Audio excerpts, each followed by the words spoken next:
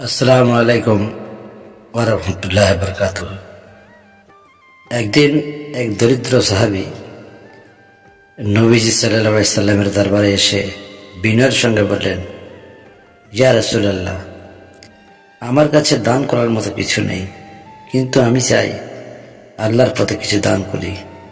আমি কি করব?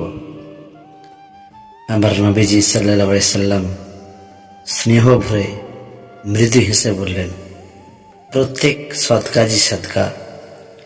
হাসি মুখে কারোর সঙ্গে কথা বলাও সদকা, ভালো কথা বলা সদকা, অন্যকে উপদেশ দেওয়াও সদকা, এমনকি কারোর জন্য দোয়া করাও সদকা।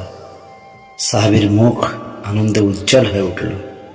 তিনি বুঝতে পারলেন, দান শুধু ধনী ব্যক্তির জন্য নয়, একটি সুন্দর কথা, একটি আন্তরিক দোয়া কিংবা একটি হাসি মুখ এসব দানের অন্তর্ভুক্ত, যা মানুষকে জান্নাতের পথে